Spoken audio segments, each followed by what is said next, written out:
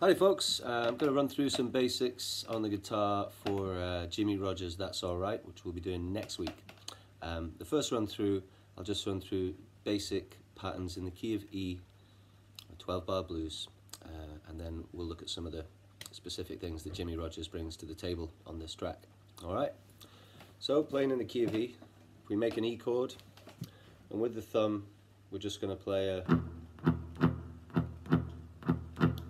1 and 2 and 3 and 4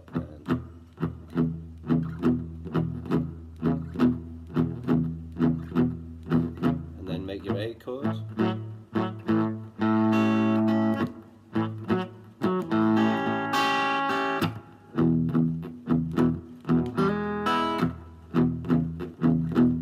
Up to B7.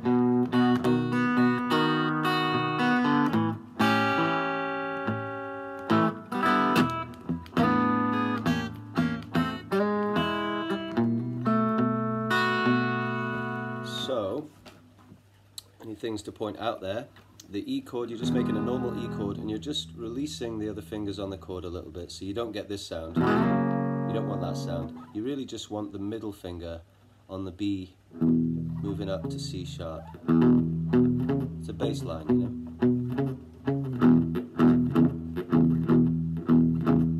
If we were playing a more involved bass line, we might just fret this with the index finger, then it would free up these fingers here to kind of roam around. But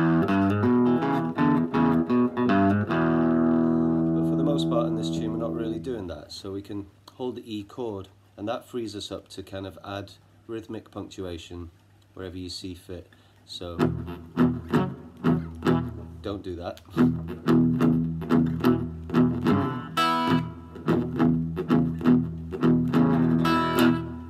That's a good place to put a high string. You just have your fingers down there ready to do that and just practice doing it real slow. And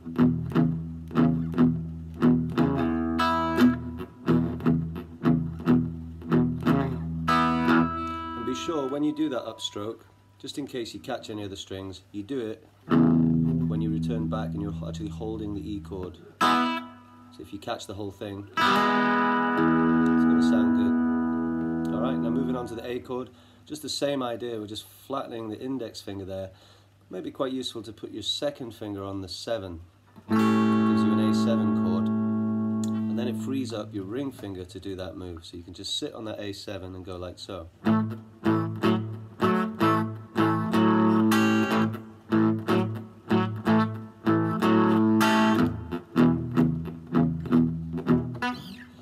And then we get onto the B7 chord, so coming out of the E.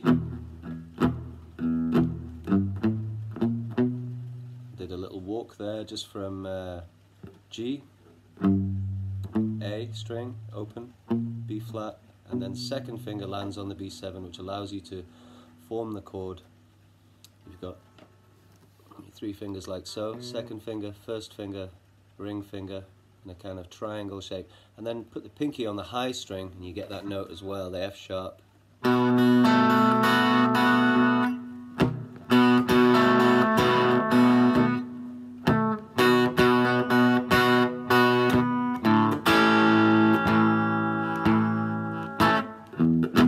Back to E, and then this is the turnaround. So you take a D7 shape up at the 4th fret. So if you play a regular D7, that triangle shape again, exactly the same as a B7, but down on these high strings, you slide that up to the 4th fret, and then you're going to go. Maybe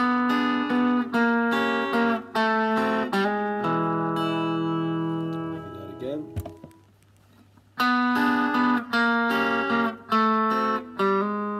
So I'm going from there, the last position, and then I'm just hitting that string open and forming the E chord behind that hammer on.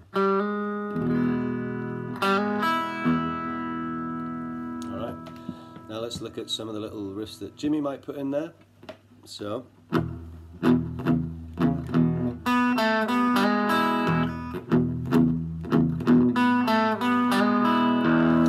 that little riff there is just the open B string against the A note on the G string there, the 2nd fret, G string. Then you hit the B string again. And and then hammer on back into the E.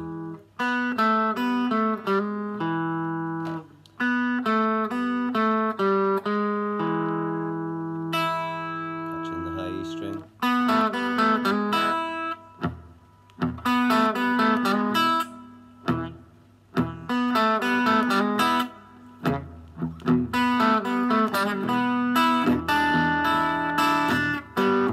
And then when Jimmy's playing the tune, either he or somebody else in the band does this cool move on the A chord, which is, so you're sliding up to an A7.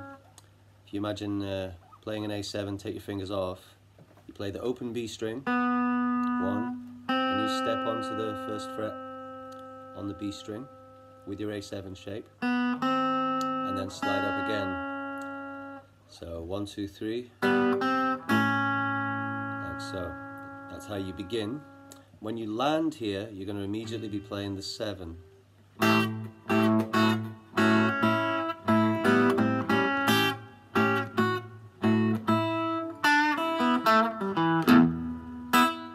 I'll play the A7 section again.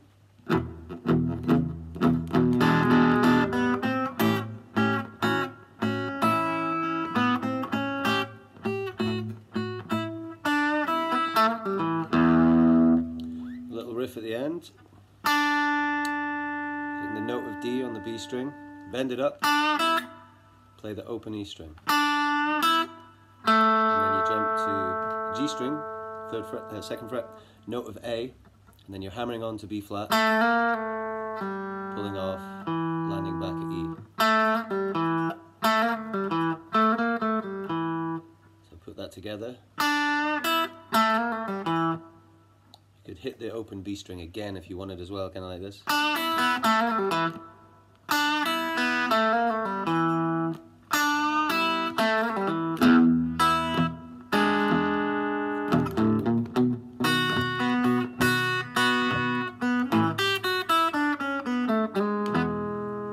It's another little riff he does, either that or variations of. You could do any pentatonic lick in E at that juncture. So that's coming after the B7 chord. A. Notice how I hit the A on beat 1 and then begin the riff.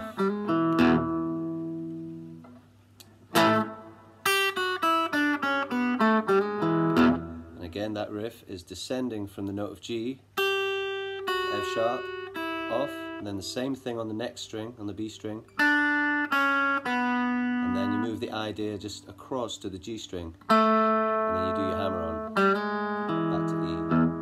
So.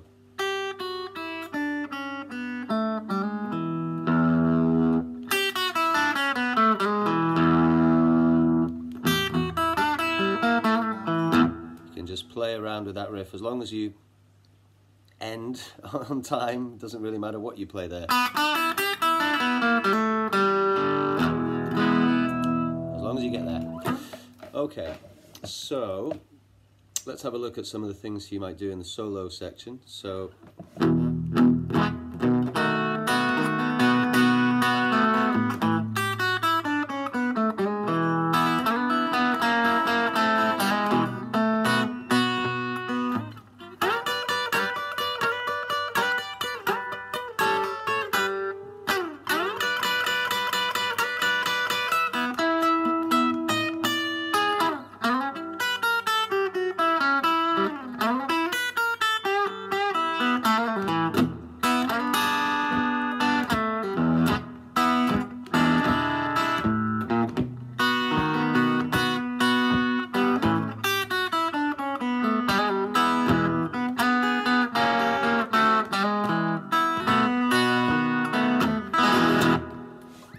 okay, so running back over this, we're going to go up to the 12th fret on the E string at the 10th and the 12th fret on the B string. So you've got that shape.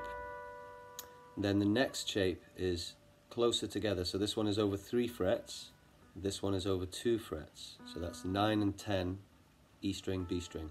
And then you drop that one down a tone, that's 2 frets, to the 7th and 8th fret, same thing. Okay, so it begins with triplets here for 4 beats. And then he does triplets descending.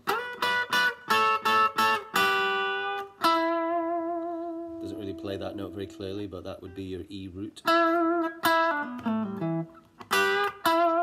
Okay, then he comes back up again and jumps into a long E chord, exactly the same as your long A chord. So you've got flat finger, pinky, 4 frets away on the root. So if we take the root of E, and then here we've just got the E triad as a little bar chord. Don't really, you could fret the E bass there if you wished as well, that's open string, or just leave the bass out if you're just playing with the plectrum. And then he descends here, so he goes to E7.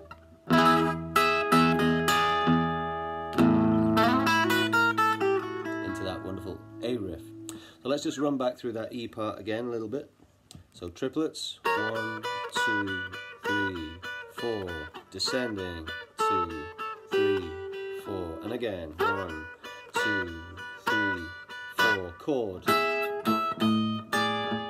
then A, and then when we get to the A, we're going to slide into this. That's a great little move. It's a bit of a blues archetype, crops up in a lot of Chicago blues tunes. So if you think about make an A chord, it's all born out of that A chord. So you've got the third of the A chord. If you remove all your fingers from an A major chord, you're left with the major third. So that's where we start, and we step up to E. So your first 2 notes, then step across to the 7th fret with your ring finger. Descend chromatically to the note of A. And then reach over to the G on the B string, descend, and then a tone to E. Back to the 3rd, back to E. I'll put that together.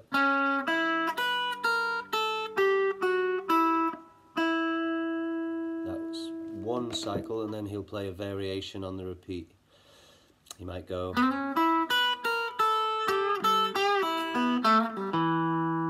So that would be just the same as before. We start, and then when we get to this note of G, bend it a little bit, and then catch the A string behind it, and then the open string of E, B.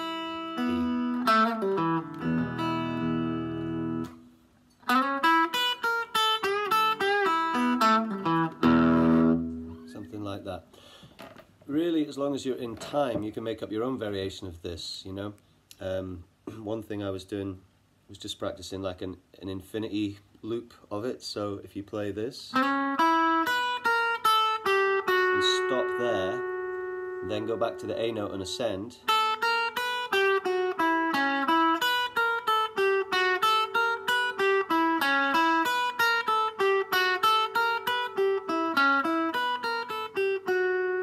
just go round and round. Gotta stop sometime though. Okay, so that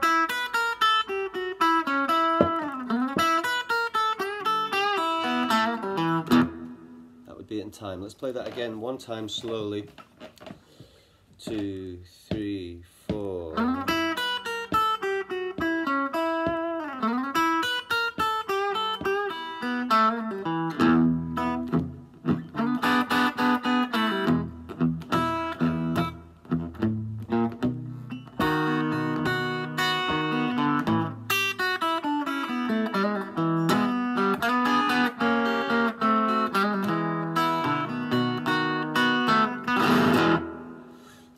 Okay, that's just about all we got time for. I should note actually, when he plays the riff in the intro and at the end of the song, an intro and the outro, if you will, he does a really nice little thing with that riff where he goes. That's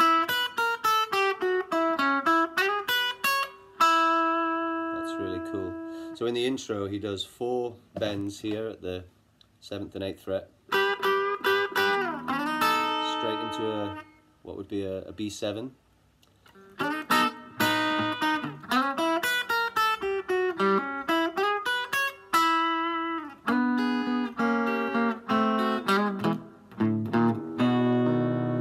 that would be used as an intro. I'll run through that one more time.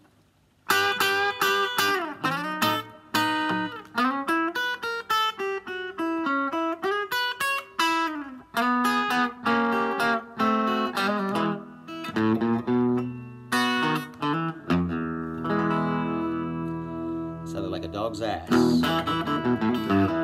I think you get the general idea anyway. That should be enough to get you started with it, and we can work on it some more on Wednesday. Alright, happy practicing. See you guys then. Cheers.